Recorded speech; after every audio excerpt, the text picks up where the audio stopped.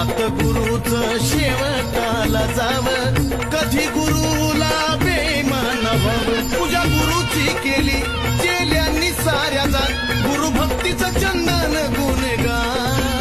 आपल्या रक्तानं धुतलं जरी पाय, पण गुरुचे उपकार फिटणार नाही. आपल्या रक्ताने धुतलं जरी पाय, पण गुरुचे उपकार फिटणार नाही.